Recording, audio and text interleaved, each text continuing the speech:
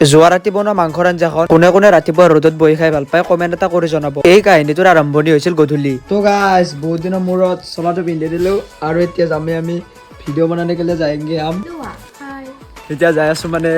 এইটো মানে ইয়াৰে ভিতৰত দুখন ফ্ৰেম আছে মানে বাইদেউৰ বিয়াৰ ফটো কেইখনমান বনাব আছিল ঠাণ্ডা তাকে লৈ আহিলো নামপাৰা চকত দোকানখনৰ ভিতৰত আহিলো বেছি মানুহ আছিল যদিও মোৰ কামটো আগতে কৰি দিলে তাৰ কাৰণে দাদাজনক বহুত বেছি ধন্যবাদ ময়ো পেমেন্টটো কৰি ফাষ্ট ফুডৰ দোকান এখনত আহিলো ইয়াতে দুটা চিকেন পকৰা অৰ্ডাৰ দিলো যেকেইটা খাবলৈ বহুত বেছি টেষ্টি আছিল আমাৰ ভাইটিক লগ পাইছিলো ইয়াতে দুটাই এটা ৰোল আৰু দোকানত দাদাজনে মোৰ ভিডিঅ' চাই মই পাহৰিয়ে গৈছিলো মাই মাংস নিব তাৰে পৰা অকনমান মাংস মই ঘৰত বাৰ হাতত দিছিলো বাইদেউ বনোৱা আৰম্ভ কৰি দিলে ময়ো অলপ সহায় কৰিম বুলি আহিলো সহায় কম মই কিন্তু উৎপাত বেছি কৰিছো কাম কৰাতো এলেহুৱা মই আগতে কৈছিলো আপোনালোক এনে নামতে পাকঘৰত ইয়াতে ৰখি আছো কিন্তু কাম মই 1% কৰা নাই কেৱল দোকানৰ পৰা বস্তুখিনি আনি দিয়া ৰাতি এনেদৰে মই ভাতকেইটা খাই শুই দিলো ৰাতিপুৱা অলপ ওলাই আহিলো কুঁৱলী দেখি উঠিব ইচ্ছা নাই কুঁৱলীটো কমাৰ পিছত মই বাৰু ইফালে আহিলো ওলাই যোৱাকালি ৰাতিৰে অকনমান মাংসৰ আঞ্জা আছিল তাকে লৈ মই বাহিৰৰ ফালে খাব আহিলো মই ৰ'দত বহি খাই মানে বেছি